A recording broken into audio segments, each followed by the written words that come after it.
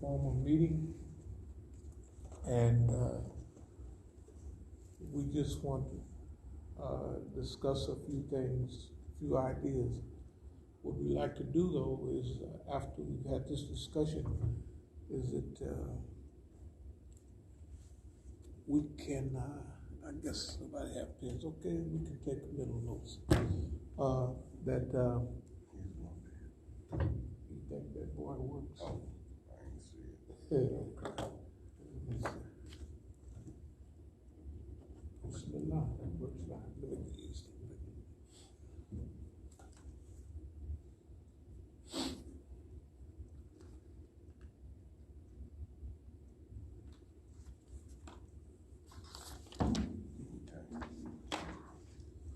Okay. Again, Bismillah ar-Rahman ar-Rahim. Alhamdulillah rabbil alamin.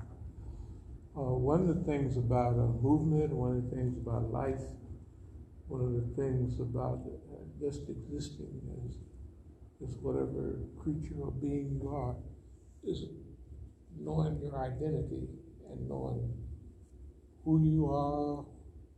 And also, for the human being, on a certain level, something they used to call the Pygmalion effect. That means how people see you. Yeah. And so, I think Pygmalion was this guy that fell in love with no, that's Cupid that shot an arrow. Yeah, that's Cupid. Yeah, Pygmalion anyway. The white folks' word. So anyway. I'd like to just open up by reading something from something I've known about, but I got a message from the Department of Justice. I was back at the federal prison camp on this January 21st, 1981. Has my prison number and I record indicates you have released through the Oakland,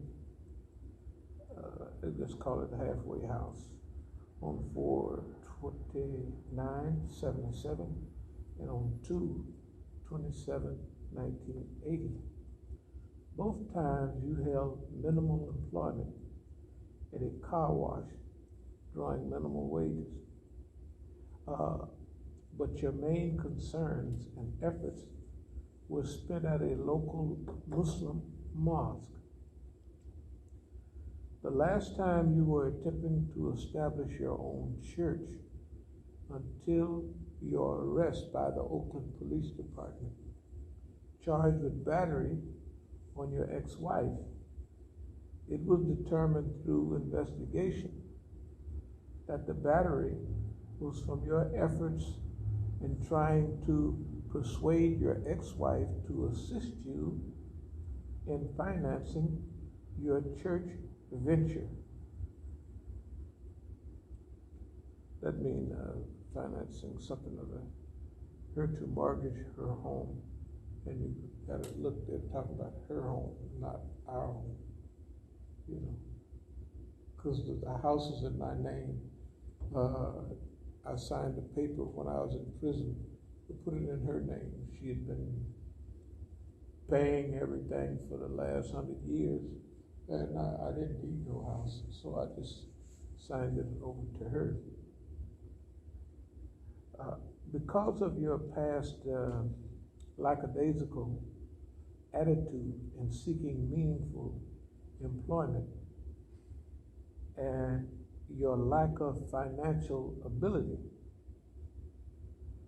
to meet your goals in setting up your church, at this time it is felt by the Oakland staff at San Francisco that further community placement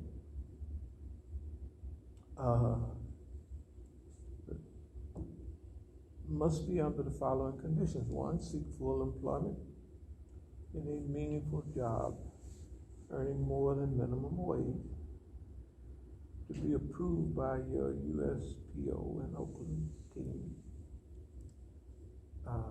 to center your efforts on your job and release plans, reserving your spiritual and emotional deeds or needs for your extracurricular activities, accept placement in the Alameda County Work Furlough Program for better community accountability, an agreement to refrain from visiting your ex-wife.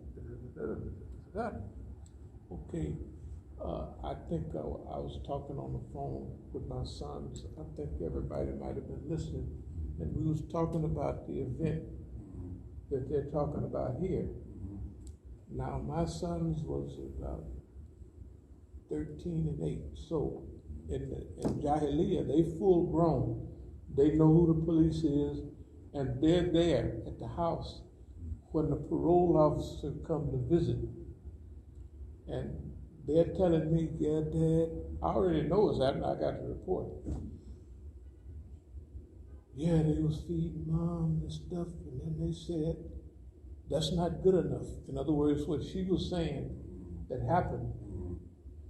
Okay, we did have a discussion about some bail bondsmen wanting something, but the house was in, I took the house out of my name, put it in her name.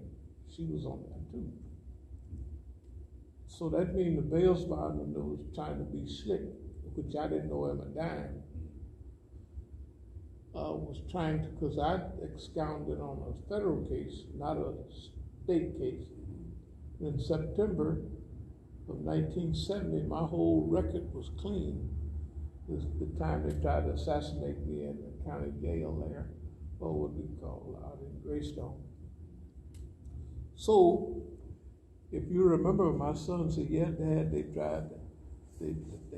told her that wasn't good enough. So they was telling her what to say. So it's like, now, is this what happened? And then they say what happened. Right. And she says, yes. So they write that down as though she said that. Okay, anyway, we already know that. Right. So, what really happened is nobody's business. But and my children heard it too, because I told her, it was a discussion about the bail bond. I told her, don't worry about him. He can't do nothing with, you know. And then she went on to say, yeah, I was thinking about getting a loan. Now the house note for that house, you should see it's pretty nice place. It was $159. Because we bought the house in 1970 when prices were like, all these houses were $8,000 and stuff like that. And that house, which was up on the side of the hill, it was $22,000. That's big money in those days. Right. By that time, the house, that's several years later, yeah, that house then exploded. But then, not from then to now, it's super exploded. Like it's worth $1 million now. You know, it's worth $1 million now. And, but the discussion was, yeah, I don't have to do nothing with the bail bond. I might just get a loan. I said, that's all you got. And my children will verify. So that's all you got is a house. And you don't do no hustling, and you got a job, you know. So I did put my hands on it, there's no doubt about that, because I'm saying, what the hell is wrong with you? You must be crazy. You know what I mean? You got a house free and clear. This is 1980 and stuff, and we bought that house for peanuts, and now it's worth, at that time, let's say $200,000-300,000. It was worth $200,000 at least. It was worth 10 times what we paid for it within 10 years. So anyway, that's where the light physical assault come from. But it wasn't no like they got wrote here. So anyway, but you could tell when you see this right here, this is on the white man's paper, what the whole thing is about. It has nothing to do with us. It has to do with you got out of the penitentiary last time, and remember those old movies, The Car Wash? Mm-hmm. That was the happening in those days. And my friends, one of my best friends had a car wash. Mm-hmm. And I mean, that was the happening. Everybody got pretty cars, and they go to the car wash, they get a good hand wash. That was what was happening, So he ran it legally and everything, So he could, he might have done other stuff. In fact, I'm certain he did. I mean, I know he did. He's living up on the hill. Anyway, so some of the brothers would get out and he would help them. Okay. He would say, look, Kate, like especially the gangsters get out of the pen, they need to say, I got a job. Right. And he's taking out money for you or whatever. Could you turn the heat off just for a minute? I just come out of the thing and I don't want to. The white man give you stuff that, it's a long story. But anyway, let's get back to the point. And this will get us into other stuff. So I worked. I didn't work. He would just put me on the thing, and he would take taxes out, state taxes out for me, and and stuff like that. It was all straight across legal. So they're saying to me, they make it look like the Masjid or the Muslim church is the villain. Right. That I needed money from her, these people is dumb. The reason they're dumb is that they only own records. When I got out of the pen, at one time they had taken a bundle of money from me, and then they didn't cut it down, they didn't took their part, they didn't took this because it wasn't, I went out of the country and came back, but I used to hide money, I used to hide drugs. I would just dig a hole and put some money in there, put some drugs in there. Even when I went back to South America, everywhere I hid drugs, somebody came, a sniffer or whatever they had, because the stuff was overgrown, and it had been overgrown for years. See, I used to walk every morning up in the hills in Bogota, every morning. So I found little places, and oh man, one place had a nice little stream, and they had trout in it, but it's real shallow. And at first, when the fish would, this is how peaceful it was. When they would see me, they would get away. And they got so used to me that they would look up and say, oh, it's the brother. And they would just keep right on. That was some psychological, that was a relationship between us and the fish. It was a real relationship that they done got so used to me that, hey, that's homeboy there.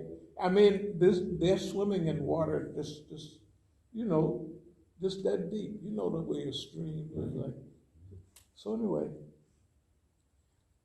so I would go up and when I'd feel a little heat, I would take some of my dope and go bury it, because I didn't want it. Anyway, when I left to come back here, I had dope buried all over. I had da-da-da-da-da. I had money hidden. So when I left the country and came back in, I brought money. Let's say this time I brought $50,000 or something like that. In those days, that was a little bit of money, you know. I mean, it wasn't a lot of money, but it was enough to, you know, people to pay attention. So anyway, the dummies didn't even check to see if the government had money. The government had money of mine that they gave me back. So they're writing stuff that is ridiculous on their own record. Right. But they don't have a whole record in front of them that, oh, we took so much amount of money. Because before I got out of the pen, I had to sign paperwork. Okay, this is the paperwork. We took a third, they took a third, and we're giving you a third back, something like that. So I got 20-something thousand, which still in those days was enough to do. But that don't mean other money that I have all over the world, because everywhere I go, I had a pocket full of money or a stack of money. So I open an account and I leave it there. I had accounts in Africa, and I might have lost the key to the safe deposit box. And then I go back with my passport and they just zzz and open it, but they charge you for the safe deposit box. When I was in Dar es Salaam and I went down there, I said, man, because they take you down there with them. It had whole rows and rows of empty safe deposit box that it had same thing. They had drilled, I guess it was Indians and other people, had bought safe deposit box and forgot, but they drilled them open and then say, here you go. Well, they drilled mine open, but I looked all row after row of open, you know, because they're all open. I said, man, it ain't but 3 safe deposit boxes closed in here. I mean, but anyway, so boss man lies so stupidly that he forgets one part of the system, forgets what the other part, and we pay attention to that. So anyway, the point is, you can see that they don't want me to start a masjid. But I come out and I go right to back to the building we had for masjid, and it is semi-open, and we open it back up and got busy, you know. Okay, and it was so nice because all of my friends who was in prison with me, they used to come to my meetings inside. Now we was all at camp, so when we came out, we was kind of a clique-clack, you know. And when I came out, they would all come from San Francisco, Berkeley, and everywhere to my Sunday meetings, like they used to in prison. Now, they not Muslim, they still gangsters, you know, but everybody wants to support, man, if you crazy enough to do that stuff right. And they loved the lecture because it was, we mixed it up. Anyway, so you can see right here, they don't want no Islam. This is 1980, 81, 40 years ago. They had the same attitude then that suppose when I come out from here, I just happen to hook up with Iranians from Iran, right? They did the hostage thing is just over the spot. It's just over a few days from this. 444, it might have been over on that day, 1979, yeah, it might have been over on this might have been the day. I mean, you know, so close. Doggone it if it wasn't. This is January the 21st. That's when they change over.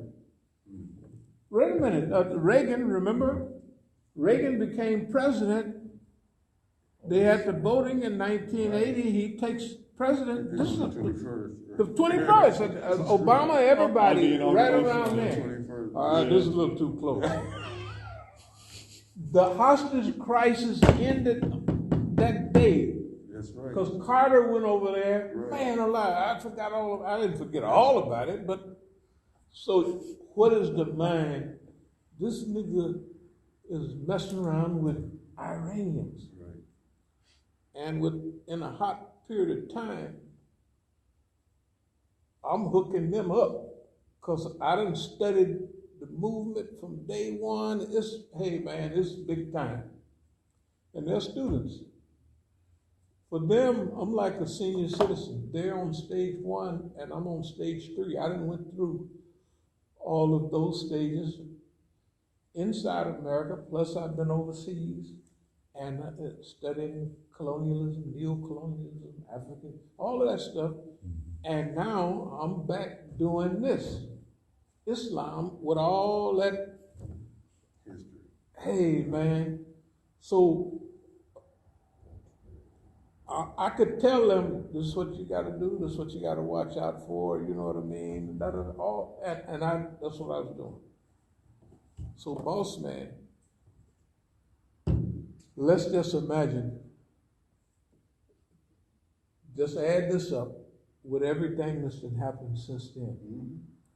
This was doggone near the day. I never paid no attention. January 21st. Because it's usually the 20th or something like that when they had an inauguration. Good God Almighty. This is the day old Paul Carter was over there. Anyway, we'll get to now. This is with 40 years of experience, added experience. So when we talk about if that was stage 2 of development, we done went through, let's say, 3 or 4 good solid stages. You know, when we established the Masjid, remember the handout I gave and it had 1986, and it had accordion folder, it had and I had Big Victory wrote there. Yeah, big victory. That means that this is 1986. This is 5 years after this stuff. We done really increased in, you know what I mean? I mean, this big jump stand. We're on the global stage, big time. You know, and man, I was just remembering stuff like you probably wouldn't remember from the Crescent, but they had one guy, Brother Pardee, something like that. He showed up in Crescent. He was arrested in 85 or something like that, maybe 86 or 7, for getting tubes for atomic something or other, or something. I don't know if you could look it up. It's all in Crescent. Okay. You know, like sometime when it was 6 of us staying in an apartment that people had lived in, was living there. And I looked at the mail, and the guy, Parvis, whatever his name was, his name was on, so Zafar put us in there. So Zafar is linking, if they want to arrest me, right? Now, I'm still on parole, and when I'm going to Canada, I'm not saying nothing to nobody. I'm not saying to my parole officer, I want to go to Canada. But now if I travel around the United States, I get a travel thing and da. But when I go to Canada, I just go up there and come on back. Okay. But now, Zafar done set me up. I'm staying in the guy's apartment. And the other brothers from the Caribbean, I got pictures of. We got pictures of. Caribbean, black people, maybe 1 or 2 that's not. We're in Canada, and we're staying in, because they got to get you a place to stay. Sometime we would stay at, on campus or whatever. But they don't have us this year there. They have us at Parvise's joint. And I look at the mail, Parvise so-and-so, atomic arrest for da. I remember the article because I just read it a little while ago. Zafar and them been setting us up and playing with us for a long time. You know, yeah, from day one. But there's other stuff. But anyway, hey man, life is just one big miracle. The amount of stuff that we have already been through, adjusted to, and this stuff, it has to be kind of true. Here's why. There's no way that the government, that we couldn't be at the top of the government list because all the stuff that happens, right? I'm not making this stuff happen. I mean, 1 hour ago, right there at the place. Sometime I lock the door when I'm in there, sometime I don't, okay? I happen to be taking a bath, and somebody hits the door and try to come in. I said, who is it? So if I'm laying down in the bathtub, if somebody is watching, that means it takes so much time at my age to get out of the bathtub carefully without slipping and breaking your neck and get to the door. So if I had the table there, just right now, and I got my wallet, my money, and everything sitting right there on the table, right? Because I just come back from this or just come back from that. That means, so I said, who is it? What is it? So they cut off. Plus, they hit the door hard, like they was gonna come right in. But the door was locked. Yeah, the door was locked because if I'm going to be indisposed, I lock the door. If I'm sitting right there, I don't have to have the door locked. But if I go and do something where I won't be sitting right there, then I'll, anyway. So this just happened. That means that they're paying attention to me. That means they know I'm in the bathroom, in the bathtub, and I might be doing something else, taking an enema or anything, which I do every few days, because it's healthy for you, All right. So they know what I'm doing exactly. And they can count at your age how much time it takes up. Like if the door was open, like they snatch and grab, they gone. By the time I get to the door, and then I'm naked, by the time I throw a top, they done counted it just like that, just an hour ago. By the time I can go and see, they zip around here and they up there and gone. That just happened. Okay, so they know, no. So you actually saw them get away though, or you didn't see anything? No, I didn't see nothing. All I did was heard them. Right. I heard, they hit the door like, Right. And I could hear them talking to somebody out there. So they hit the door, and they was gonna come in. See, they thought maybe the door was still open. They might watch and they might know, this guy leaves that door open. Well, I don't leave it open no more, but I might be leaving it open. Now I know I'm going to the bathroom, and I know I'm gonna take a bath, and I'm gonna be kicked back, and I'm gonna be indisposed. So it's simple. Just turn the thing and lock the door. They might not have been paying attention to that. But one thing about it, somebody has got me timed, and they got that time, they got everything timed. And no way I can drive that car right there, out there now. Well, they both white. But the one I drove down to Dixie, that car, when I left, I don't know if anybody heard it, run like a watch. And when I came back, I don't know if you heard every night. Okay, but it's okay. All the cars I had, remember that I sold, one of them, that brown one, used to sit out there. It was nice. And then I cleaned it up, and I told the guy, yeah, I'll sell it to you for $700. It's worth way. It's nice. I mean, immaculate. Right. But I jumped in that boy and started it up, and I drove it up the hill, drove it. I said, oh, you know, because they knew I was going to sell it. Well, they didn't know I was going to drive it. So the guy come back to Negro. The Negro was around here, and he ain't been back since. It's all set up. Yeah, but you told me, you know, I am a guy, my word. But $700 is worth 3 times that much. Easy. I mean, you saw it. It's nice. I remember when they came by. Yeah. Okay. So I said, well, I did say, you know, mumbling, but you got to keep your word. You can't, you know. But to me, I know that whatever problem we was having, they developed.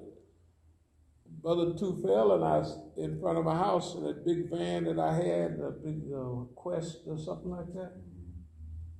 We just start the motors running, start overheating. And then do this, do that, it's still overheating. Now, I done drove to California twice. I left it out there once. And this is a nice big van. I could drive, man, I could pull over and stretch out and sleep in that boy, you know, all kind of stuff. But I said, well, I'm going to sell this, so I tell, you know, somebody here, and they buy it, and then they drive it. It's literally everything that I ever had. They get a little misery, and after I sell it, they don't have the misery no more. That's not a big deal. I mean, that's just a behavior pattern. The point I'm making is somebody is paying attention to us, and they paying real close attention. And they're monitoring me, and I'm counter-monitoring them. I have measured this stuff for all of these 40 years, and like from 86, when I said big victory, that means from then we was on a counter-offensive. Then we was on a defensive. We don't want the white man bothering us, and we're just trying to do good. After that, no more. Now on, from 1986, that's 35 years ago, is strategic management under conditions of repression. That we're in a fight, and you've been a bad guy, a bad boy, and you won't reform, so we're going to tussle it out. And since then, well, since a long time, but since then specifically, right, we've been on this type of quest. That's what it is. It's been a quest, you know, and because before that, a couple of things had happened. Number one, both my sons was arrested, and, you know, one on December 9th, the other on December the 10th. And the program we were having on Sunday Shia UNT was December the 14th. And so that made, it wouldn't be nobody there in the audience that I could relate to. Everybody there was on Boss Man's team. Literally everybody there is on Boss Man's team. That's the way it is. Okay, it's no big deal. Let me explain how beautiful this is.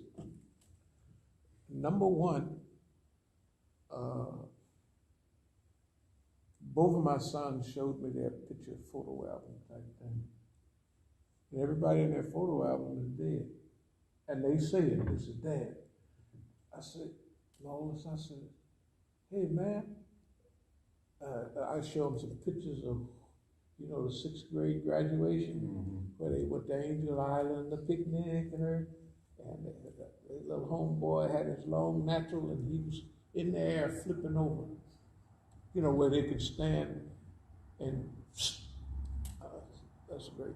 So anyway, I got a picture of him doing that. I said, look, what about your homeboy? He said he got killed, such and such and such. So this is what Boss Man did, and I gave 3 or 4 lectures on the subject.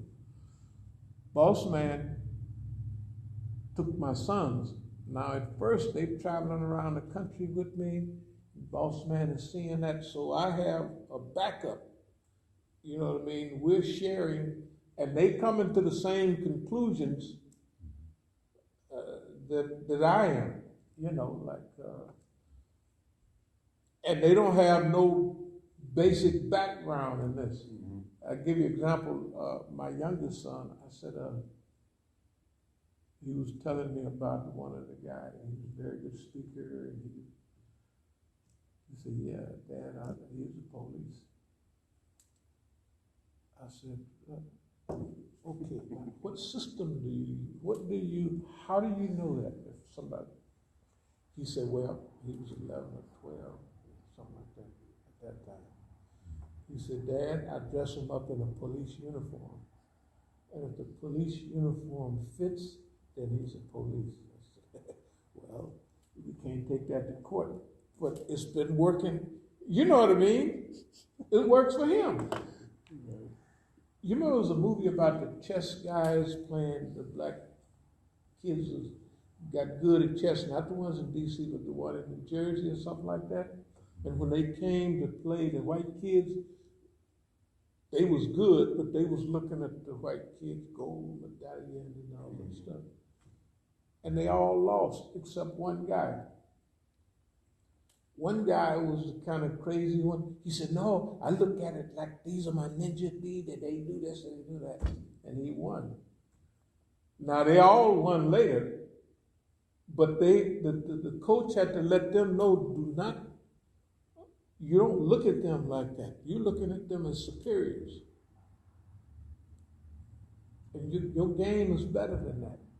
So anyway, it's the same thing with so when my son said that, yeah, Dad, I just dress them up in a police uniform.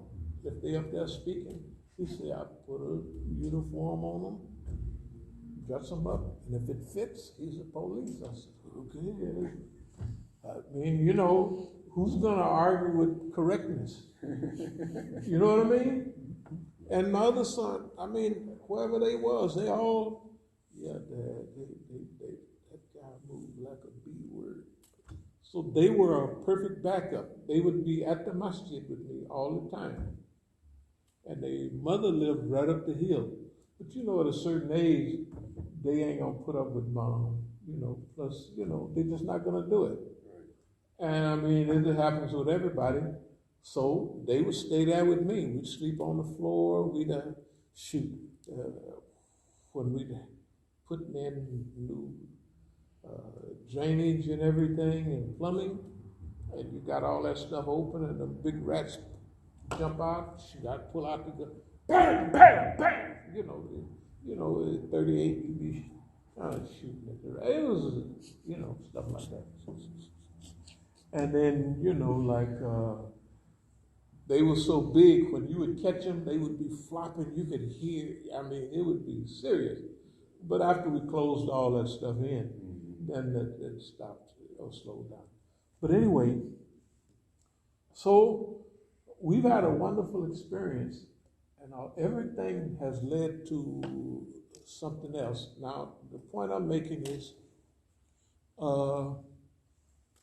instead of having lectures, we want to have a couple of meetings, because we are already into another stage. Okay, we got everything here, and we got ideas of what we could do and what we should do, and we're getting ready to do that. Now, in this state, it don't make no difference what they do. Like if they would have stole my ID, wallet, money, it wouldn't make no difference. Like, it wouldn't make any difference at all, because I'm already programmed. We done had a nice rest and recovery period, where it's not a rest, it's something going on all the time. But you choose it as a period of rest. I've always done that, and that I give credit for. All credit goes to Allah, but on the human level, a lot of my friends never did a period like that. When I had all the stuff coming at me, when I was in my mid-20s, shoot, I said, I'm going to get out of here. So I just packed up and left the United States. But that was a period of rest and recuperation. And I went to Europe and everywhere. Finally, first I went to Africa and all of that.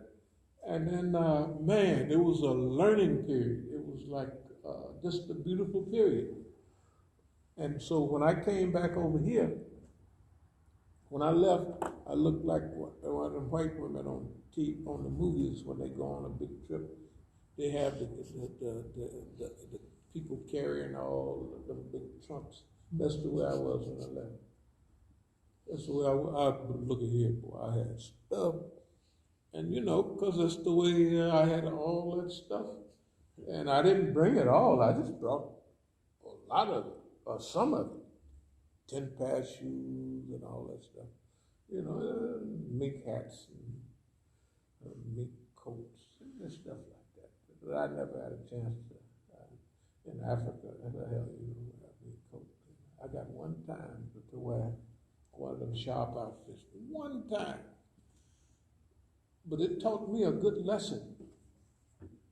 And I thought about it. I said, I had all them cars, so I had to hire somebody to wash them and to keep them clean and keep them parked and all that service. And then all of this stuff. So I was a prisoner. I didn't have more freedom because of the cars I had.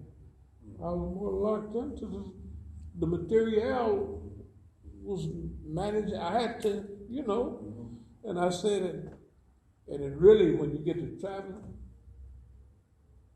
I said, when you're traveling, when you're inside the United States at that time, you could take anything you wanted. It didn't cost no extra. When you travel overseas, it said that would be anything over 66 pounds or something of it was at that time. So all of that stuff was a burden. I left it in Europe. When I came back over here to start, I had one of the little bitty travel bags, this big and that tall. That's all. I had nothing but that. And I've kind of kept that since. So when I came back, I remember when it was, January 1st, 1972. Yeah, I came back to, it's a comeback, that's what I'm saying, I'm making a comeback. And you're young and energetic, and you get done exactly what you want to do. We wanted to do a thing where we had missed the boat on the Negroes organizing nationally. So I thought, okay, what we do with cocaine is, we're here in Colombia. The Colombians at that time didn't have outlets. They had plenty of product, but they didn't have anything to do with it. So it was cheap down there, and it was, so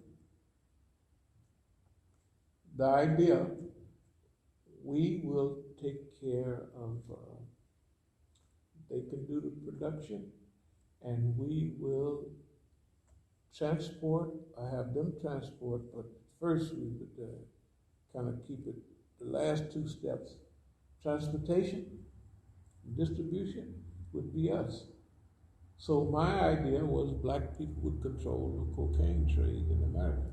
But this is 1972, this is Colombia, and the CIA done sent me to Colombia, because I'm in Bolivia, I'm just working this stuff out, so I'm traveling all around South America.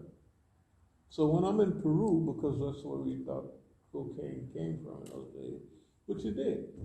They said, so I went to Peru, and I know the police was on my case because everybody that was around me that was Americans, anything like it, and if I walked down the street, they would have a swoop and put me in jail. So I got the idea that, Peru. So, and then I talked to people about prices. I said, if you want something better, you have to go to Bolivia. So I just remembered with my fourth grade social studies books, Bolivia is kind of next door to Colombia. Of course, later on, next door to Peru. So I went over there and I did. That's where I bought my first, and it was cheap. So then I was gonna do certain things, and then so the police surrounded my house, and they looking at you. They're not gonna arrest you, but they making. I don't know that. They making you paranoid, and I was paranoid. So I almost not throw it away, but just, hey, how you doing? You keep this for me and see you later. This is in Peru. So when I get to Colombia,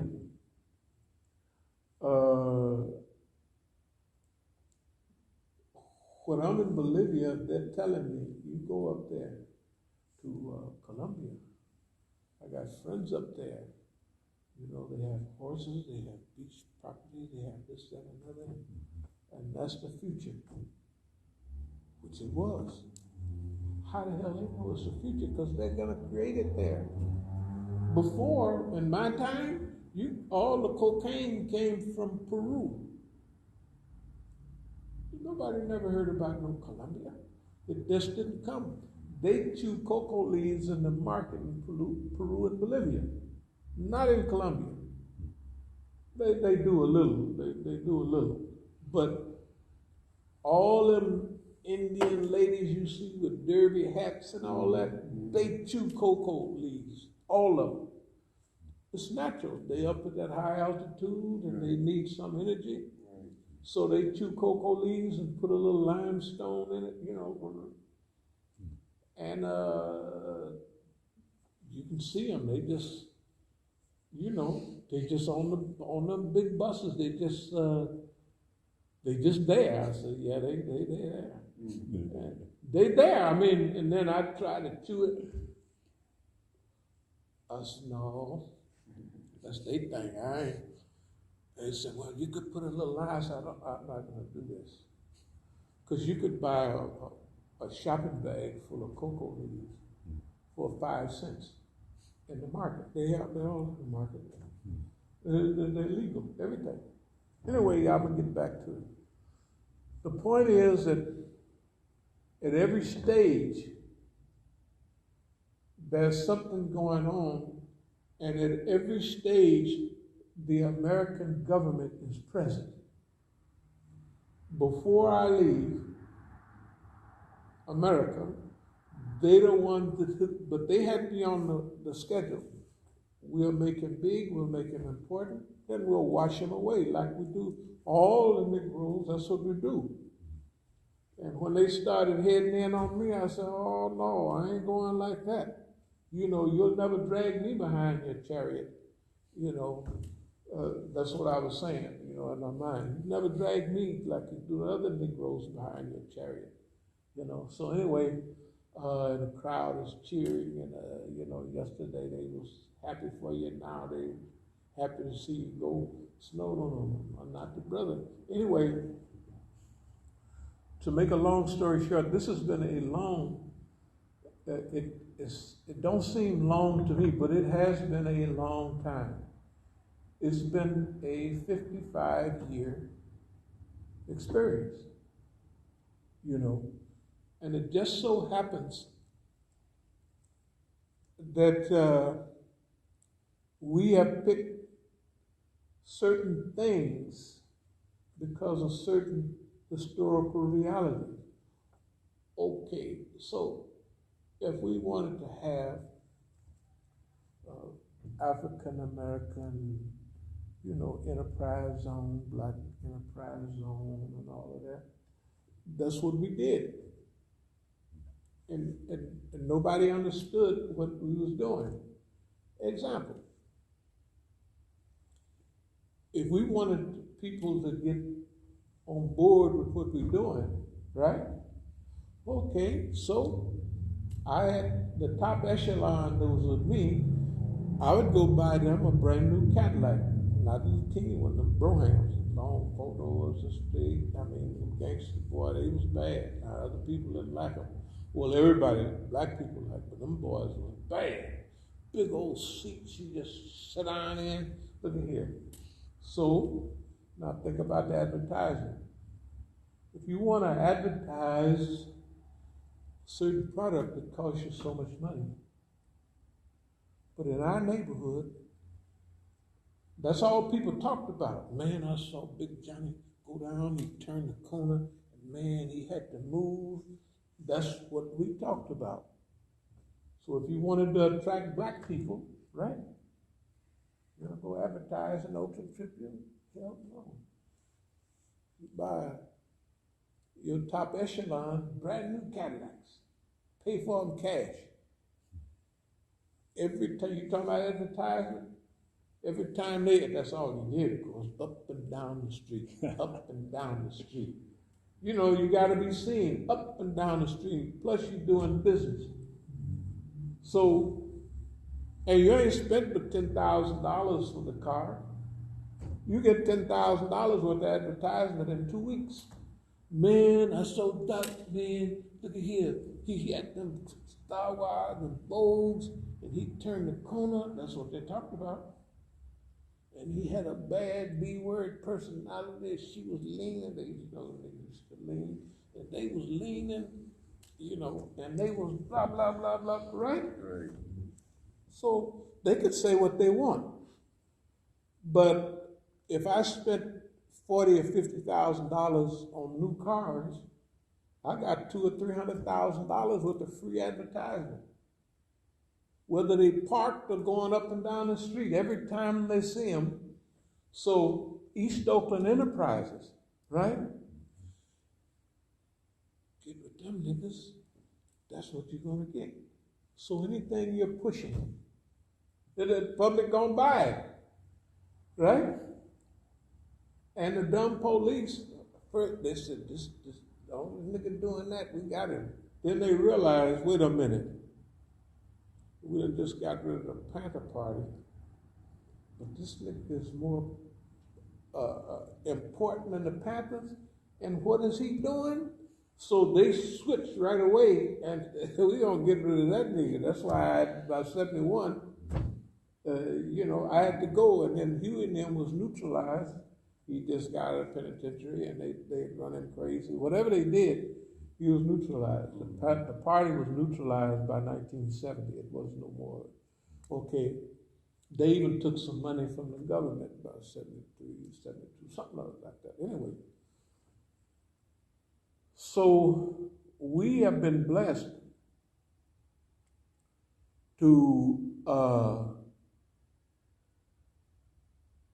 be a public nuisance for the boss man and not get whooped by him.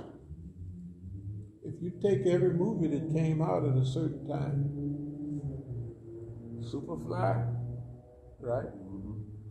Then that tricked everybody, run everybody crazy, you know. Start wearing them Lord Jesuses, you know what I mean? Yeah, that, hey man, the people, all them fatigues and jump boots and camouflage stuff and Tams. Shoot, the Negroes took them off and started growing them Lord Jesus. That's what the, you know, the long, right, long street. press. Yeah, press it. Yeah, you got the Lord Jesus. So just like that. I mean, it doesn't take like. It didn't take like 6 months or anything like that. Bam! I said, boy, and I was overseas. I said, good God Almighty. Then I looked in the newspaper. I used to get the New York Times a day late down there, and then you see the movie section. You look at the car. I said, that's the kind of cars I drive. So and so got a maxi coat on. I said, that nigga looked like selling dope or something, which it was, of course.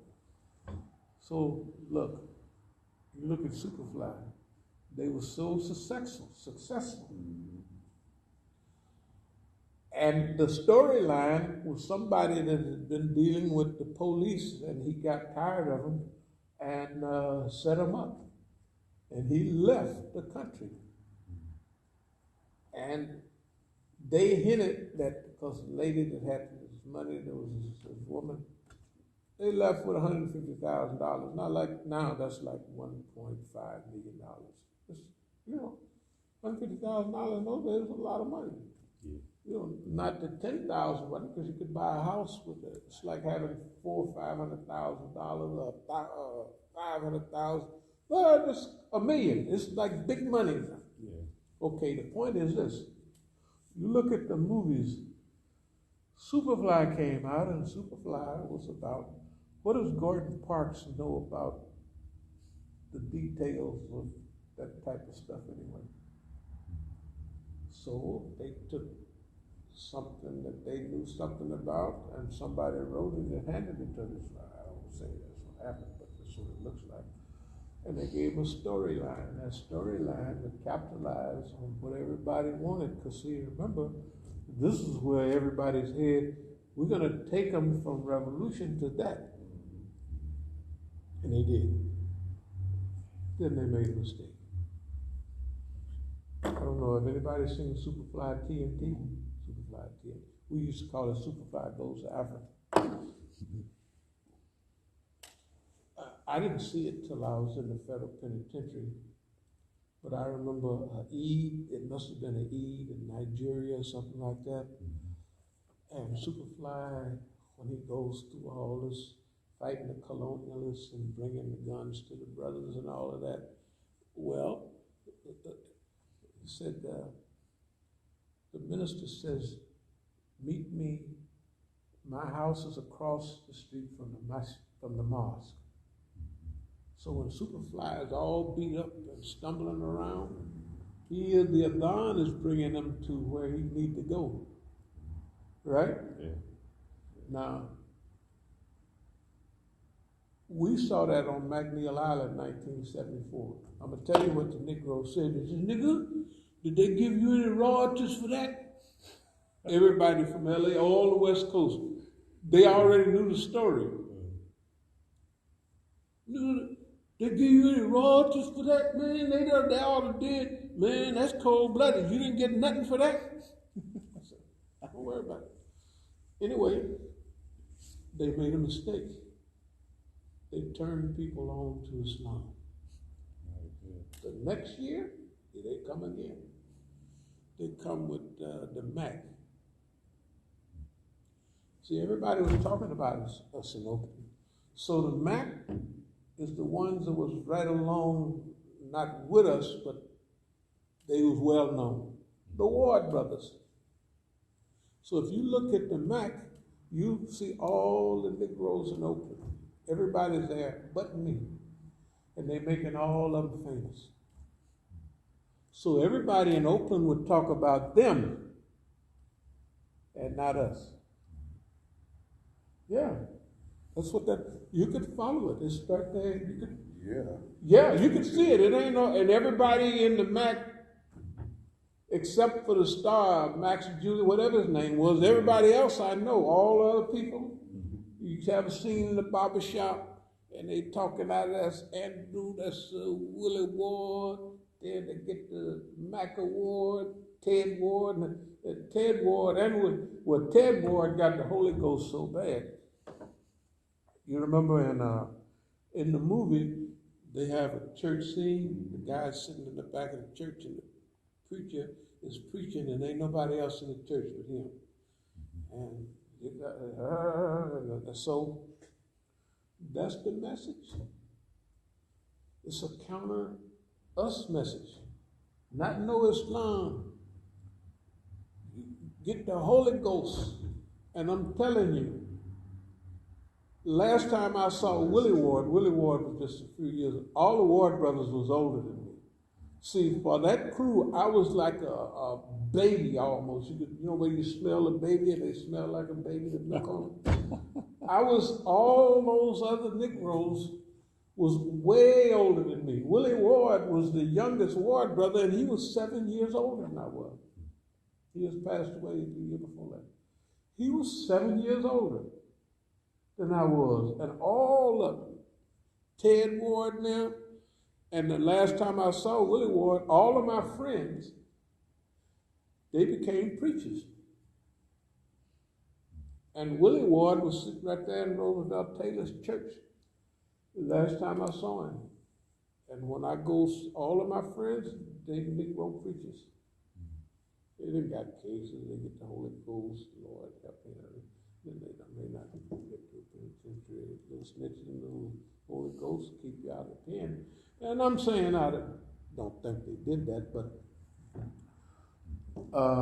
anyway, I did my time like I did my so-called crime, but it wasn't no crime when you ushered that way.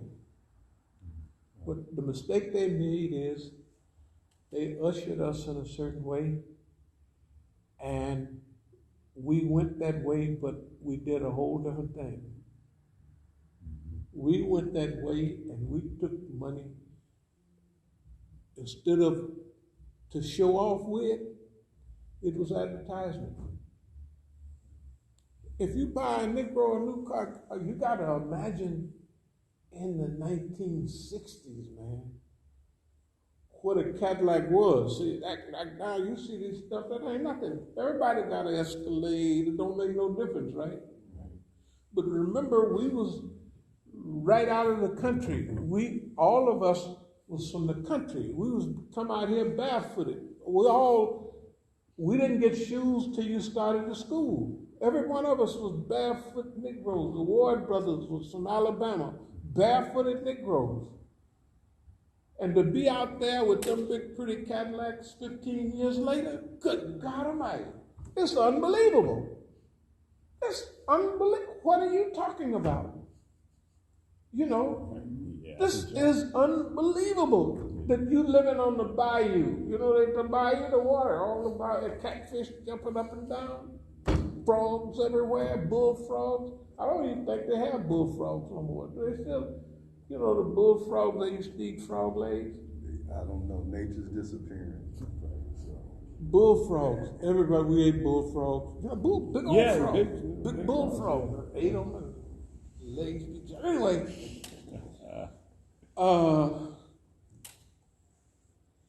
We have been very fortunate. And that's what I relate to as fortunate, and the other word is kind of like lucky also. That everything that happened to us was 2 or 3 times as heavy as happened to other people, but it didn't have the same effect. None of it did. None of it did.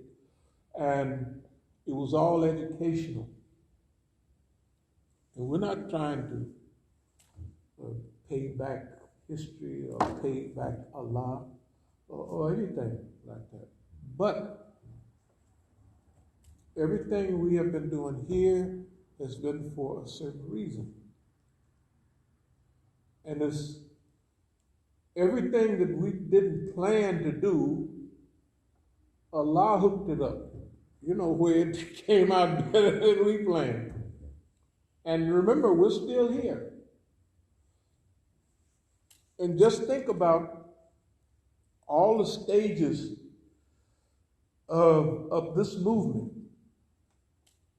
These things that happen, they run people crazy. They you know, like right there in Oakland, when I was in Oakland, just like there's nobody here. All the businesses we opened out there, there was nobody at any. They wasn't there. They wasn't there. So when they get ready to seal you off, they close you down, right? Okay. So we've been through that before. That's why being closed down here, like people come by, you don't open the masjid. They're trying to like intimidate you. I said, hell no, it ain't open. We open it when we get ready. No, we don't need no friends. You know, like they think you just have to have somebody there. And that ain't the way it is. It don't have nothing to do, you know, all the stuff they do. Oh, man. Anyway, so this is a period of reflection, and the next stage. Let me try to be a little bit more strategical approach. Take care of that. Yeah, it is getting a little chilly. So, implementation. So, revival and reconstruction.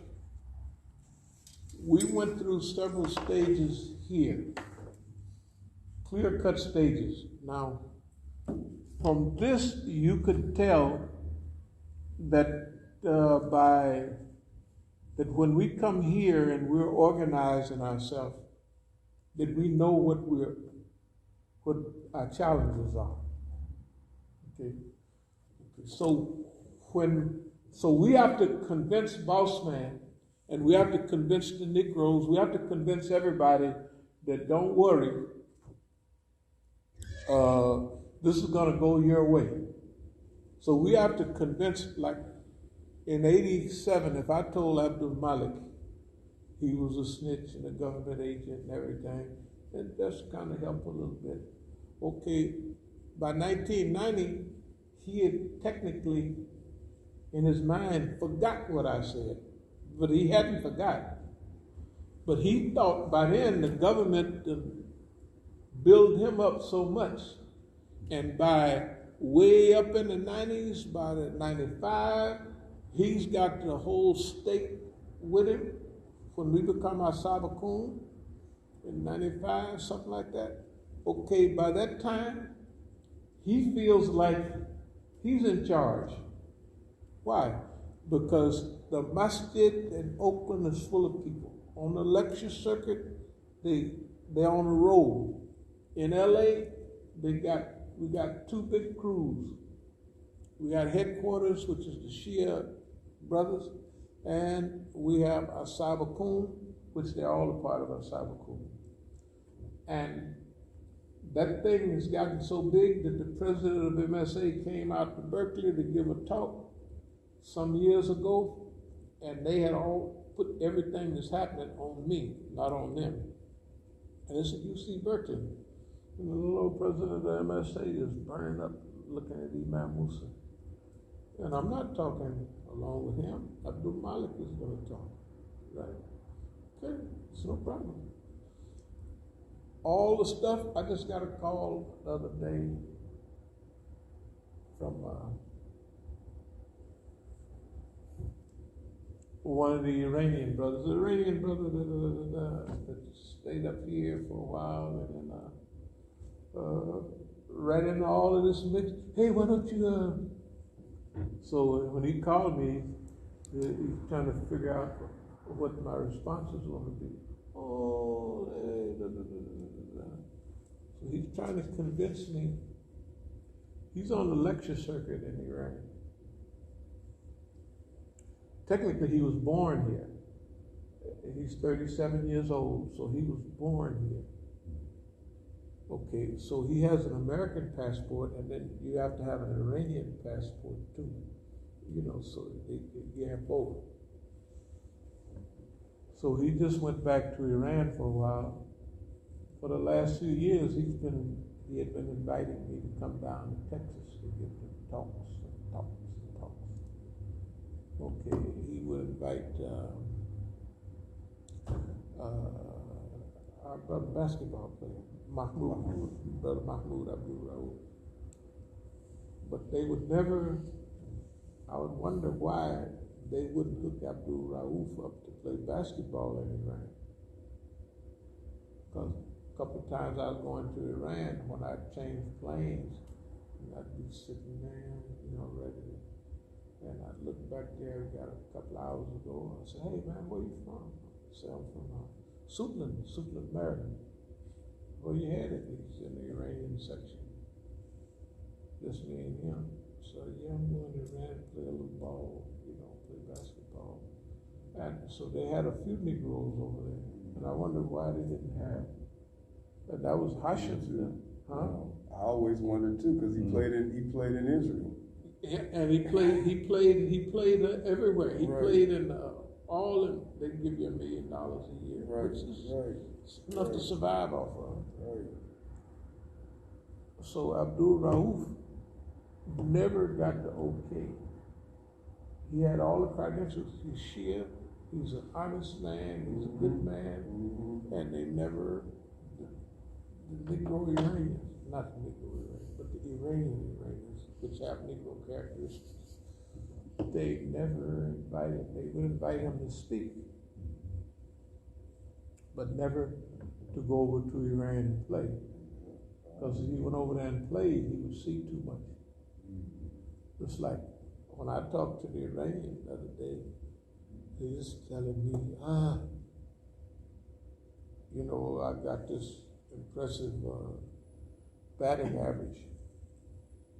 And he's trying to tell me that others, all the kids, they're not paying attention to all of that Vilayati Faqih stuff, you know, revolution. And I lecture in the schools and the universities, and the kids, their mind is there. And so I listened to him. He's trying to change my mind about, he's already seen what I done said. But what's going on in Iran is not new. The kids have always been trapped into that Western stuff, especially the ones that have some money. They've been into that. Okay, but when they get a little older, you know, like I was, Sister Marzia had me speak at Zahra University. And after I talked, the kids asked a few questions. She said, well, you talk about, I told them something about freedom and all of that stuff. And they said, well, you feel like you're free when you come here, but what about the issue of hijab and stuff like that? I said, well, if you want to do like Americans, I said, all beautiful young ladies, y'all ladies, take it off. I said, go out there and become a drunkard. I said, on the universities in America, the number one thing that the white kids especially doing, and some Negroes, they are drunkards. I mean, and they get drunk like white boys used to get, you know, like it's beyond, like when you drink responsibly, you're not drinking to fall out, throwing up, slobbing on yourself. They do.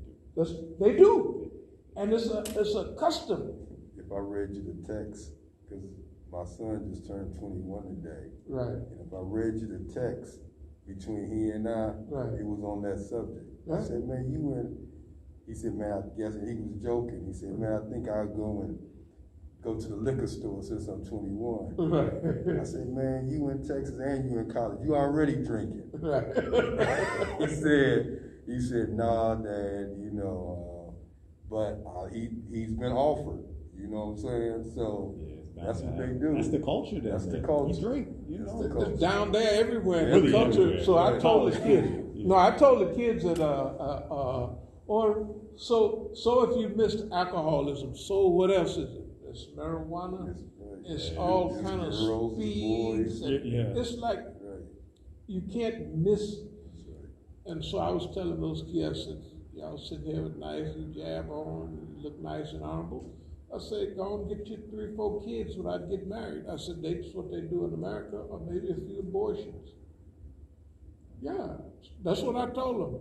I said, hey, forget about all this freedom and stuff y'all have. Independence. Yeah, I said, forget about it. Just go become a drunkard. I said, yeah, well, you want to be, you think, and I was telling her, I said, you think those people are happy over there? And the first thing the brother told me when he said, man, when I got to the airport, I looked at everybody. This is just the other day talking about. He said, everybody looks unhappy. I said, hell, they are unhappy. That's right. I said, the people are unhappy, misguided, and they don't know what they're doing, man. And, okay, so here we are. Okay. So what are we going to do right here? And now everybody could take some notes and kind of give some ideas about this next phase. But some of the things we're going to do is we're going to upgrade fundraising. So we're going to start getting around before I go out there and start fundraising, because technically we don't have no income, and we need income for what? That place over there would be, like we was calling Imam Tufel, strategic management. That's what it's going to be. Right over there. We're not going to do any like written out for income. We're going to establish this right here is the big center. Now we're not thinking about today. It's thinking about where we're headed. You got to remember, when we got here, we had to establish all of this. So all of this now is established. So we're not going to come in and try to do more of this and more of that. No, we got this for a reason. So this will be here in California. For DC, this will be the hub of the first stage of the recovery period.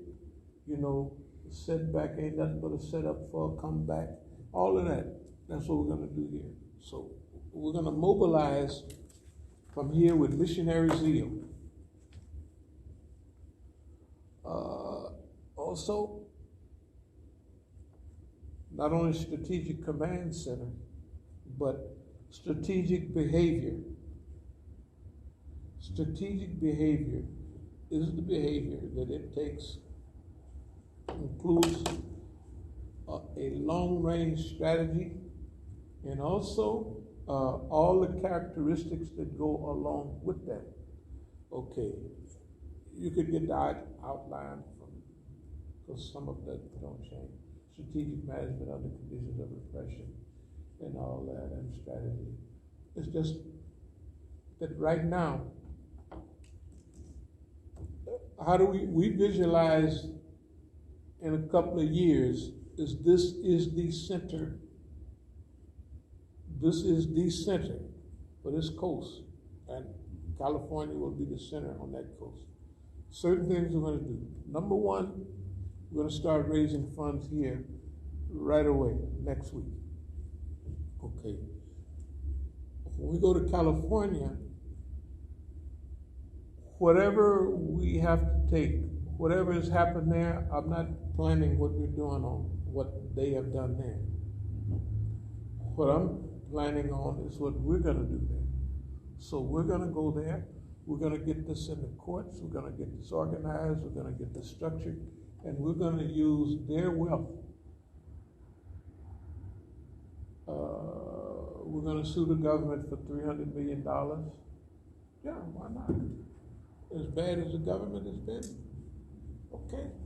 So what? Let's say they don't give a dime. It doesn't make any difference. By the time we finish writing about it, by the time we finish, you know what I mean? Just imagine a whole series of writing just like the ones from the past, but from the last 10 years on into the future.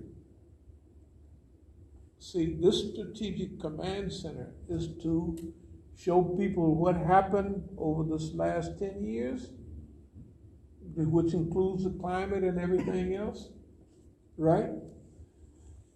The wars, all the wars have been, can you imagine? These people are so stupid. They done had all the wars in Yemen. They done had all the wars in the Middle East. They destroyed Iraq, destroyed Syria, destroyed Libya. And ain't nobody putting it all in. It's so simple that they wanted to destroy all of those lands.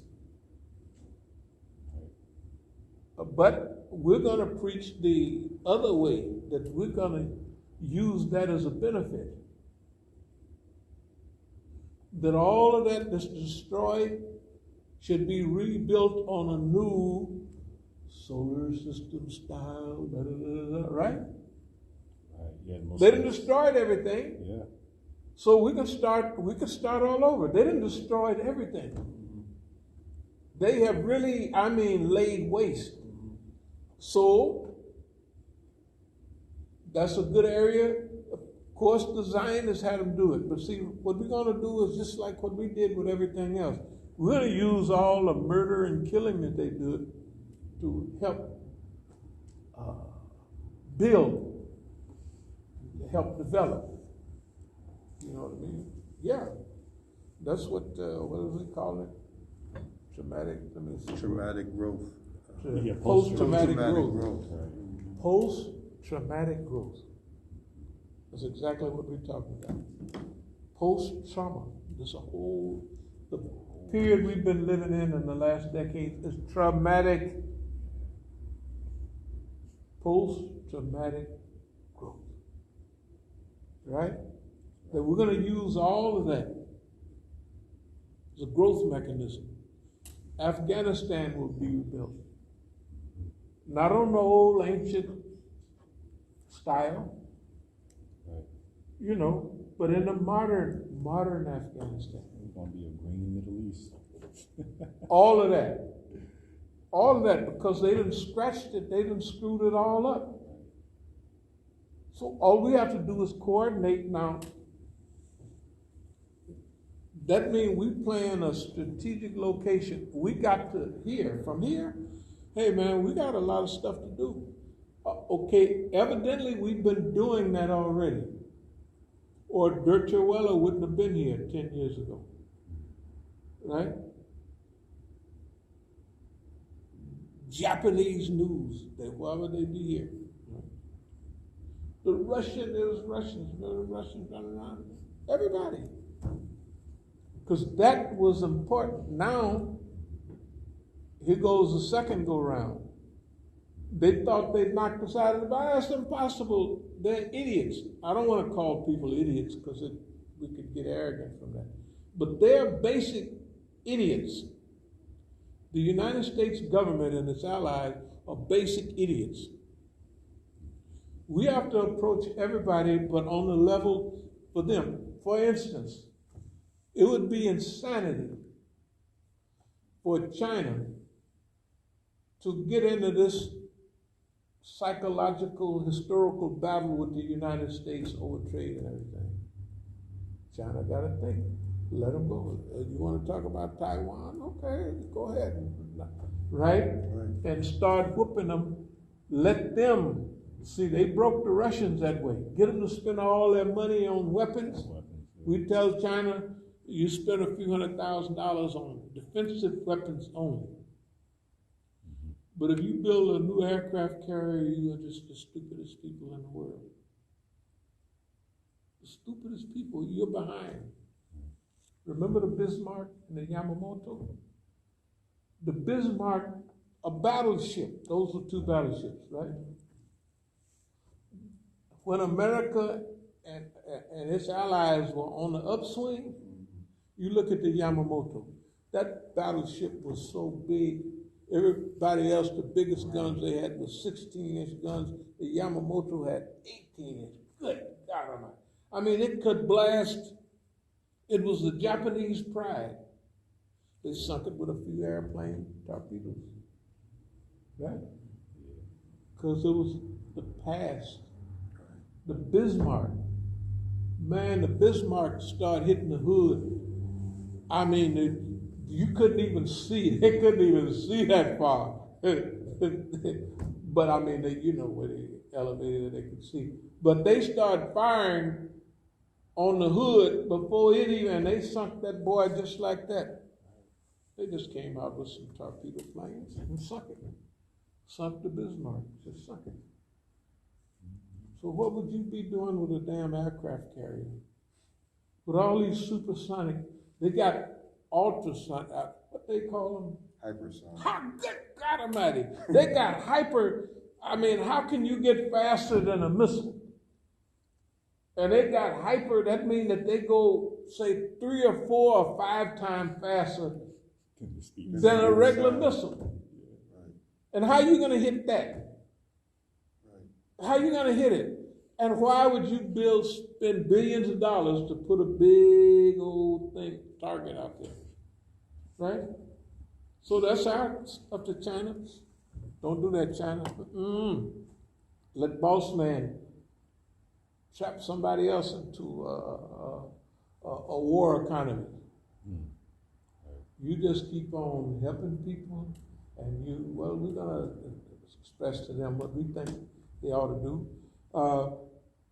We're gonna express it because we see they might be biting at a little bit of the bait from boss man. Yeah, they might be biting a little bit of bait. Well, we gotta see, because China just went through what they call 100 years of, and they starting to feel their oats now. But don't let feeling your oats trap you out. You know what I mean? Yeah, just we're going to teach them psychological smart, how to high side on the white man. Make fun of him. Yeah, we're going to teach him how. Yeah, we have to, because they're our allies. That don't mean they're good or very, very good, but they're better than the monster. At least you can talk to them. You see what I mean? And they are our traditional allies. They have a better record. They helped build the Tanzam Railway. Maybe it's 50 years ago, but I mean, they still did it. Wasn't no Chinese babies along, Chinese mixed African babies, but with the railroad, it ain't nothing but, I mean, with the highway, Tanzam Highway from Lusaka to Dar es Salaam, it's mixed babies all along. They're grown now, of course. In fact, their grandparents by now. But anyway, so if somebody is trying to make us feel like we're not important, that's not true. We already know. This stuff go around here. It's got to be. If that's true, what we see, then that means we're important. We're more important to them than we think we are because of what they're doing. Like, we don't get up, go to bed, think about boss man every day, all the time. Well, a lot of the time. But they think about us all the time. Can you imagine what it takes, how much money it costs, right, to keep 24/7 on us, that they've done it so much and they listen so much that when they listen to this is making them scared. Damn, that no, they scared, and then they get paranoid. Well, we're gonna down that. You better not kill him because he you know, some of the stuff he said he sprinkle on you, but can't. So they're paranoid. No, we know they're paranoid, and we having fun with it. But remember, we're fortunate. We're not in Yemen. We're not all those things. Right. We couldn't say, have fun. Right. To the people that are being gassed. But here, psychological guerrilla warfare, strategic Negro thinking and acting, what have we been able to do better than anybody in the world? Sing, dance, and clown white folks. Make fun out of them. Use what God gave you. I'm trying to tell you. And nobody won't use what God give you. God give you that ability. You can say, boy, the white man is up to this. And it's true. Well, do something about it. Right? Look, I'm telling you, it's true, and it's happening. And when we talk about white man on the line, we got him, we test it all the time. You know, the little bobber that goes up and down in the water, you could tell you got him on the line. We do it all day long. We got him. He's not on the line. This boy is snagged. He can't get it out of it. He's on the line, and we can play him more than he can play us. We now have moved that we have more effect on him than he has on us. See, at first he had all the effect. He do this, we got to do that. Oh, man. But after a while, it's not like that now. And then the other thing is his decline. When there are signs in the universe and in everything, when the Yamamoto went out, the Japanese should have kept that back. It's not, couldn't survive modern stuff. You see what I mean? So it's national pride. The whole Japanese mentality is focused on that super carrier. That super battleship. So keep it here. While it's all right. So don't put it out there where they can knock it over. The Bismarck, German pride. But they can come out. By that time, they got PT boats. I used to talk about them in part 3. That was a movie. They were expendable. How they taught people to control boat down Wayne. Yeah, okay. But it was right. The PT boats back, John Kennedy was on one of them. PT 109. Those things could sink a battleship. They could sink an aircraft carrier. All you got to do is put 9 or 10 of them out there on the water and go after that carrier. What can they do with it? They can't do. They can get some of you, but all you got to do is drop a few things. And if you lose a boat, you lose a crew of 10.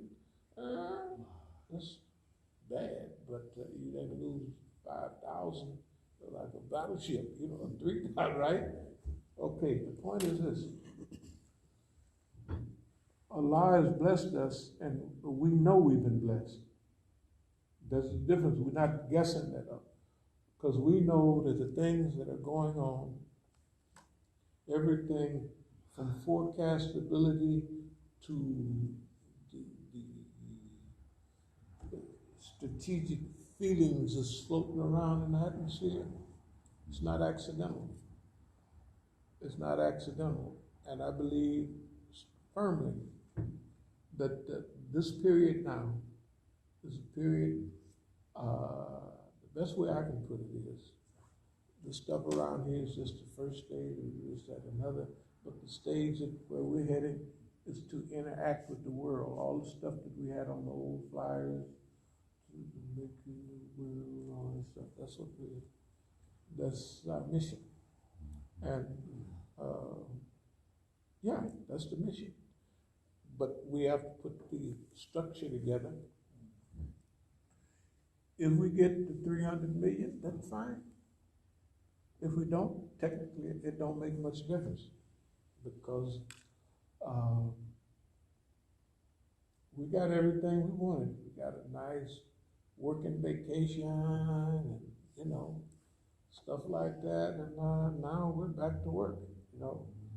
I can tell just by yesterday, just doing certain little works, we'll do a little bit today, that's the feeling. You can tell when you worked out for a long time, you can, anyway, you taste it. It's like lifting weights and stuff like that. Or running in a race. I don't know as much about running in a race, but I know certain tricks people used to do.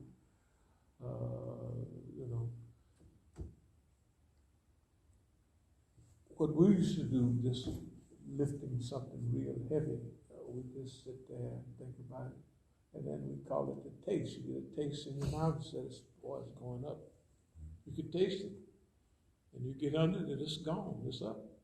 90% of the time, you got it. But the other 10% is just close, but you can taste it. And that's the way this is. It don't make no difference what boss man do. And we're not going to count on his benevolence for waking up. No, we're not. We've been trying. We didn't not overdid it, but we didn't just, boss man, come on, man. I mean, good God Almighty. Can't you see this and that? And I don't see nothing, nigga. The boss man, did you just see what happened at the airport? I said, but it was worse than in Vietnam. They was hanging on the helicopters then. Now they sitting in there getting run over by the wheels, and got people's picture sitting on the wheel. You see that? No, I don't see it. Okay. So, boss man is not. He's stupid. He's stupid. I mean, like, it's not that we're losing respect for him, but see, when you go so far that it's beyond rationality, and when you have so much history that points at those type of things, right? And that you have you could punch any computer button and it'll pop up. You could read it in the magazine. You could go everywhere and it'll pop up. That's right. And yeah, I don't see nothing. I don't understand. I can see. So fine. Fine. But the rest of the world will do America. Just like if America comes out with those big battleships and big energy, just like the drones are taking off or whatever, a little bit of something, a little bit of an airplane, a little bit of it with paper on it. That's the damn planes were so weak in the day, right? A couple of torpedoes, and they sink $1 billion. Okay, yes. I know it's recording is going on there. Right. Yeah, I want to live in the neighborhood. I like to know the prayers reading and prayers. The prayer schedule? Yes, schedule. Okay, what we do is we still have the masjid is open, but you come in and pray. We don't have Jama'ah yet. Imam, Not yet. Maybe soon. We was gonna start this month, but then the virus jumped up again, right? They got Omicron now. Yeah, this thing then popped back up, so we said, okay, the same thing, the door, just come on in the door down there, and come on up and pray. Yeah, pray by yourself, or if it's a few people. Salatul Jummah, we have Jummah. We have Salatul Jummah at 12:30, and yeah, we have. We don't pray close together, shoulder to shoulder. We pray separate. Yeah. But they still follow the Imam. We're just doing what we can. All right. Well, it's all right. Okay. So let me go over a few more things. To me, this is a wonderful period we're in. Legal approach. We're going to do that in California. Revival and reconstruction. That's what we're talking about. So any of your notes, if you can think of anything, that's what we'll do this Tuesday. Okay. Implementation time, okay, we're into that already. Recent history, Middle East, we talked about that, Iran, Iraq, Libya, Lebanon, Syria, Yemen, nowhere. Who benefits? All to save Israel. Well, all the wars that's happened over there was to save Israel. All of them, every last one of them. For us, missionary deal, the Strategic Command Center, right over there. That's what that'll be. I think we'll get another dumpster and put all the rest of the junk we have in it. Just throw. You have to swallow and just throw this stuff away. Because we have to visualize all of what we're going to do is newish, the remodeling of the masjid, the doing of this, that, another, all of that, the newish style. So the stuff we have from then is 15 years old, and now if something is 10 years old, it's old. It's crazy, but it's true. I mean, it's real old. They don't use it anymore. It's crazy, but They don't use it anymore to save all that junk. So we'll get a dumpster. Maybe next Saturday we'll just close our eyes.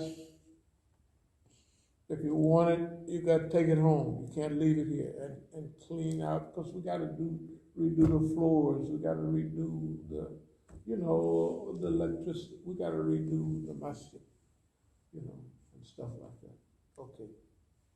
That'll be in the next stage. And then for over there,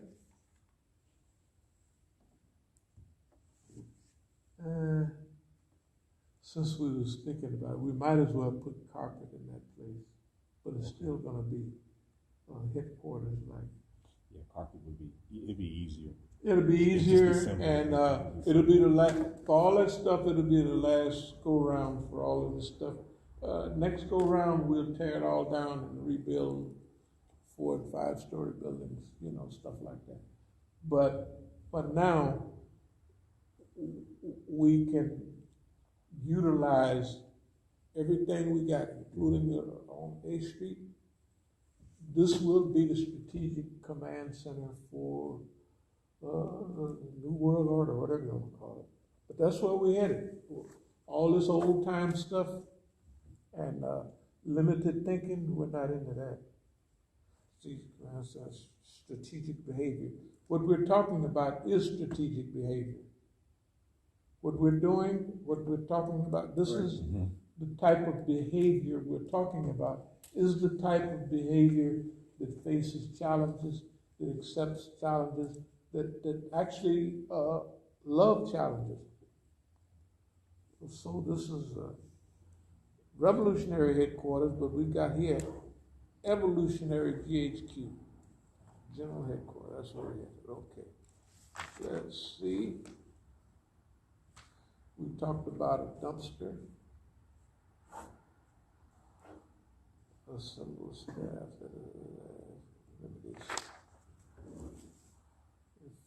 Let's see.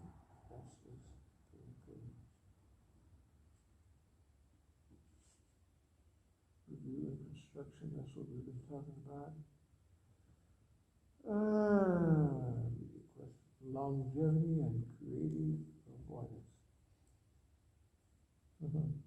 That's a long story. Longevity. We always knew that, or we always reasonably surmised that it would take some type of longevity, but there was no creative avoidance of controversy, like with the system. We never practiced creative avoidance. Well, we don't want to argue with the white man. When the police stopped us, what's wrong with you? We won't do it now, it's not necessary. But they know that we don't care nothing about them. And although we wanted to do this, we wanted longevity, we was not going to compromise. Right. Yeah, we were not, and we didn't. Stan coming on fast. We talked about China, we'll talk about that later. Draw them in deep. We've drawn Boss Man in deep. We've drawn him in deep. He's been drawn in so deep, and he don't know. It was not easy, but it was for anybody else. It would have been difficult to go through the harassment and the assaults and all. For everybody, it would have been tough, because I hear the way people talk about it. It would have been tough. It wasn't tough for me. It wasn't tough at all. It was almost like, hey. See, Allah gives you the personality that you need at that time. It would have been tough years ago, but it wasn't tough this go round. It wasn't tough at all. And it hasn't been tough in a long time. The psycho defense, media counteroffensive, all their weak points, concentrate on space, no big expensive weapons. Well, we talked about that. And remember, all of our allies, they paying attention. It's not like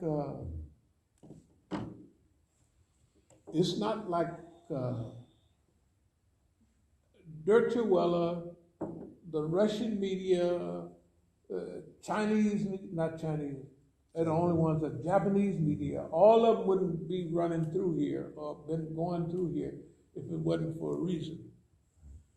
And they stopped at a certain time. But that didn't mean that they think, or other people would think, well, since the media stopped paying attention, then they're not on the road no more. We don't go by them people. If we went by them, we would have never gotten anywhere. That was the first lesson. Bump what the people talking about. Bump what the people talking about. And they try to get you involved in their system. And they take all the human needs of people to be loved, to be appreciated. And I said, well, they must be crazy. They got enough sense not to need no appreciation. Right. Who needs that? Everybody else needs it. Everybody else, because that's based on how many likes you have, and that's the society we live in. When we're gonna get some likes when we hook everything up. But in the meantime, hell, I mean, excuse me. Who needs any likes? Right? In history, all the righteous people, the prophets, the messengers, the mujaddins, they didn't get no likes. Only a few people went with them. Right? Wasn't but the only Prophet Muhammad sallallahu alaihi wasallam, Musa alayhi salam, but the other rest of the crew, right. Hey man, they was by themselves. They was by themselves most of the time. Yeah, that's real talk. Yeah, that's real, isn't it? That is okay. Real, yeah. So, what style are we in the right style? Yes, we're in the right style. Right. Yeah, everybody's covering their head up and doing the stuff they do in the Quran. Everybody, that's what they're doing. So look, it's not arrogant to say we're right, but it's sitting right here on paper everywhere. This is what we said. This happened to come out correct, and we put it out ahead of time. So when you put out ideas ahead of time, they call it, don't do that, you're putting yourself in jeopardy. I say it's jeopardy not to say it. Yeah, if you figure something gonna happen, it's jeopardy to sit back and let everybody get run over by. You gotta say there is a truck coming, it's 18-wheeler, and it's got two big old things behind it. So if you get run over, the front wheel's gonna get you, the middle wheel's gonna get you, and all other stuff. And you'll be this tall when that truck finishes running over you, right? You will be FLAT, flat, with no juice squeezed. You get all the juice squeezed out of you. By the time the last wheel hit, hey man. So we have to tell them, right? Okay. Well, let's say that they already know that now. They know that. Whether they do something about it, it's their business. Okay. Mobilize psychological guerrilla, counter, offensive, outmaneuver boss man, we've done that, we're doing that. Add to your value, let the U.S. send itself to death. Spend itself to death. That's for the foreigners, China let them spend itself. Don't you try to keep up with them. We set the stage for China's Strategic Support Network. Maybe some of our friends might be coming by, dropping off a little something in the future. That would be good. If they don't, it's okay. It's not fair if they take all of our advice and then don't at least send us a Christmas card or something. I mean, after all, we're not crazy. Look, I ain't gonna talk about Tony and the others, but Tony is a Chinaman. I figure he's a minimum of a double agent. He used to sell videos in all the places and stuff. And but what we would talk about was not video sellers. We would talk in detail about, hey man, Japan. Suppose they would apologize. They won't apologize. And that's a sticking point. I said, well, why don't y'all outgrow them? You know, the Japanese, they got Harry Carry, and they got this stuff. If they make a mistake, they'll cut their guts out. Y'all got a little bit of that too, but they got it bad. So it's hard for them to say, I'm sorry, right? They'll kill themselves before they say, hey, I'm sorry, you're there. Sit there and cut their own guts out. Right. Not, but just systematic. That's right. And then boop. Before they say, hey, I'm sorry, man. Right? So I say, you guys are big now. What they did to you, and I always remember Nanking. I said, man, that was bad. That was bad. But it wasn't only the Japanese, the British, everybody did that to y'all. Man. They started a whole opium war. They sold you dope. Made you buy dope from India, and they made dope fiends out of the whole country. Millions of y'all. And you forgave the British. Right? The 55 days in Peking, the Americans, they chopped up the whole country. And now America is still trying to get you to fight for Musa, Taiwan, whatever they call it. Yeah, they trying. They dumb if they try to get, all they want is for China to start spending money on these big dumb things. China is hitting them in space, stay out there. Keep going. And they got these cheap Minuteman stuff. I mean, they can send up, they got 10 or 12 of them, they can send up just like that. Keep doing that. Right? Outer space exploration. Don't spend not one dime. A few little missiles here and there. Defensive weapons only. Because you can't use that other stuff. And plus they got hypersonic, whatever they call it, what was that? Yeah, hypersonic. They got hypersonic stuff. What do you need now? And you can't hit nothing hypersonic. I mean, maybe 1 out of 1,000 if you get lucky. It's going too fast. Right. Your calculations have to be too. Anyway, let me speed on up. Creative avoidance. Draw them in deep. We didn't draw Boss Man in deep. Boss Man is really uncomfortable with us. He don't know what to do, and he don't trust us. He don't trust nobody. Since he's been bad, he thinks everybody else is going to do him. He thinks we would do him the way he would do us. We're not going to do that. He's been a bad boy. The white man has been really bad. Okay, so we'll try to just plans to Okay.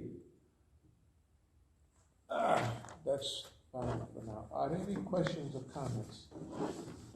What we would like to do for Tuesday is scan our environment, see where we are, and we would, let's call it a planning section, a strategic management session. Yeah, that type of thing. Yeah, inshallah. Yeah. Yep. How much do we, just like with the brother, will we factor in just the whole COVID environment? Just a situation that's, it seems that it gets better and it gets worse. Yeah, it gets better. It keeps things gets kind worse. of. Well, I can only talk about it personally. Everybody has to do what they feel is I'm not talking about the shot. I'm just talking about how do we move in an environment like this. Okay, well, for instance, from what y'all said is Dar Hydra, they do a little donating. You mean when we go out there for Yeah. Okay, so temporarily we'll use that. Okay. We might hit IAC with a few things. But if we got Darl Hidger, and if we got one more out there, we'll be able to manage our first stages. We'll be able to manage our first stages, no matter what they do. You know what I mean? In other words, it's not what the virus do; it's what we're gonna do. So the stuff we put down is what we're gonna do. Okay. You see what I mean? The stuff that we're talking about, like, I'm gonna go to California after this month, during this month. So I'm gonna write all the notes. I'm gonna write at least so many articles.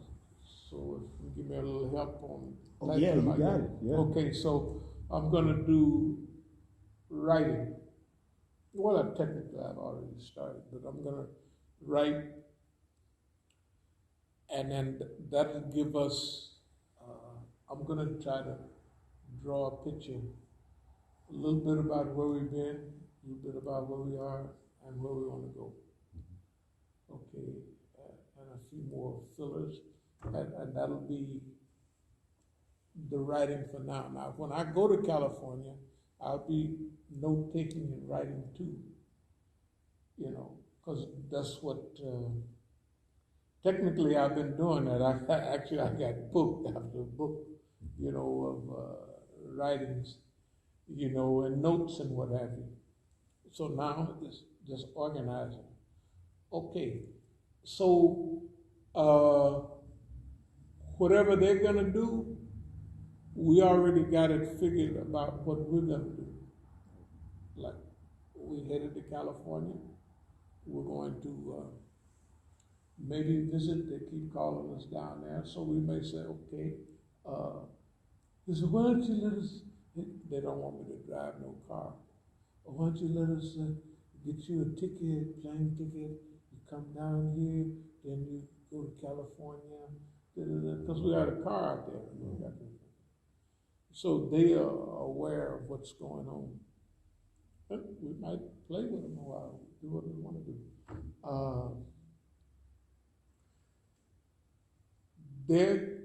Their idea is to make us not confident about, that ain't, because now they're trying to say, look, you don't think the government know when they ran about Masjid and da-da-da-da, they know, and they're not doing, you know. In other words, the whole thing is to try to make you depressed about the whole system.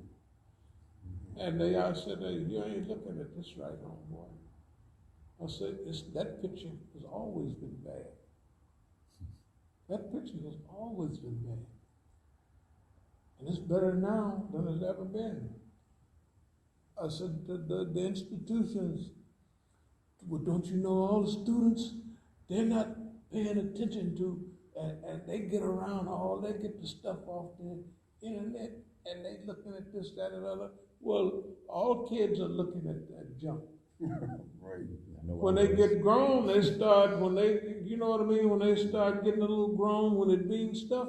Right. When you're at home with your mom and dad, you got time to play around and run. But after a while, they'll start adding up, we don't have enough medicine. How's that medicine? Now, they will, when they hit their mid-20s, 30s, they're gonna jump grown. Okay? Just like the ones, they jump grown. You know what I mean? They was young a few years ago. They wasn't paying attention to nothing. Right. Then boom, you know, when you start have to feed, you got mouths to feed, and you got responsibility, you start thinking about, I've got so many nice young mouths to feed, but we want to have a earth around when they get grown, right? Who the hell needs a job and they ain't nothing, you know what I mean? Everything is full of smoke and all the animals are dead, and you know what I mean? berry leaves and stuff like that. They said, no, we got to do something. You know, it matures you. It's just like all of us understand the maturity process. So these guys, they go on over there, and it's simple that they on the boss man circuit. I mean, we've been doing it all the time. Been knowing their friends, their family, all the people. Everything we talk about, and hey, anyway, so inshallah we'll try to figure out our future pattern of behavior. Okay. Post-traumatic growth. The bigger the trauma, the bigger the growth. Hey man, and someone was asking, it might have been you when we started on this. Mm-hmm. We didn't want to tip our hand, but we technically started on that as a thing. Good God Almighty, it was at least 2013, around that period, maybe just a little before. But we just stayed on that other stuff. So boss man, you know, yeah. But like you say, that stuff, and I'll wrap it up. There's types, acute, chronic, and complex. Imam Musa deal with all of these. Acute trauma, a single event. Been having all that kind of stuff. Right. Yeah. Right. B, chronic trauma is repeated and prolonged, like domestic violence and abuse. In other words, what they've been doing to us is over a long period of time. And that's why we call it redundancy. Redundancy is more than repeat something. Redundancy is done so much that it's like redundant. Yeah. It's redundant. It ain't just repeated. You did it so much, you could close your eyes and do it. If it's happening around you, you can feel it. Because it's redundant. You did it so much that, okay. And the last one, of course, complex trauma is exposure to varied and multiple traumatic events. Multiple. We've been getting it from all ways. We ain't been getting it from no one way. Okay. Are there any questions or comments? I guess we know what we need to do. Do you have any message for the brothers and sisters watching as far as how they can help and what they can do? Of course, dinero. Dinero is one thing. Before that is make dua for us. All the trash we be talking technically is to make boss man mad. That's the main idea. Is to, you know, yeah. Okay, it works. And then we're colored, so it's worse. You know, because we know how to make him mad, and that's what we do. And we're going to rub it in. You're going to continue to rub it in.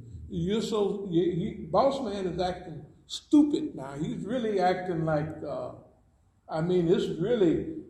it's to the point to where we're saying, oh, boss man, I was just not saying I'm just joking, but you just ridiculous now. Okay, that's technically where we are. Okay, so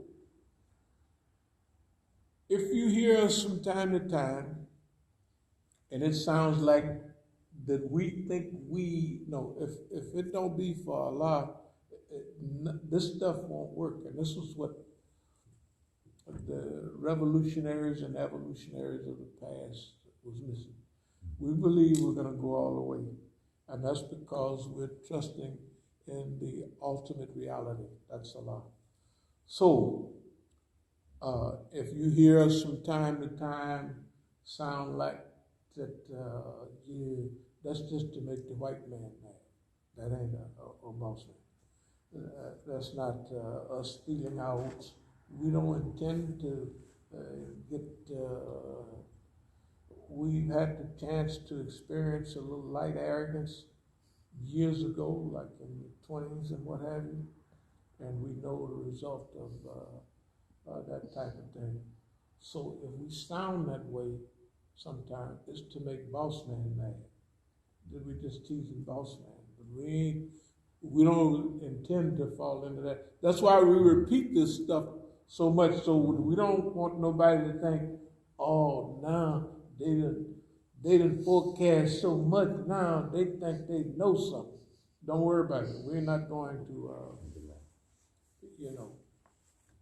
the Quran is a reminder, and every time we read one or two ayats, it reminds us, so we're not even nervous about the future. And that's the only thing that could cause any harm to us and our movement is if we forget what we're doing and we forget how we got here and we forget where we're really going to wind up in the long run. So, but don't worry now, all you can help, just pack it up in big bundles, and you can send it on over to us, and we'll try to use it as best we can. And remember, now I know this sounds like a commercial, but can you believe that we're honest? Now I know that sounds ridiculous, because anybody says that, so you're honest, yes we are, there's nothing we can do about it. We're honest by choice, I'm telling you. So if you send us $100, we're going to use that $100, at least 95, 99 of it for just what it's supposed to be. And we eat light, we don't eat much. We got people donate stuff to eat. We got turkeys down there we're going to cook. We don't have to buy no turkeys now, we got 2 more to cook. We got canned goods all over the place, on the floor, everywhere, right? We sure do. Yeah, we got everything. We don't have to buy no more rice for years. Basmati rice. We don't bring it if it's not basmati. Don't bring it.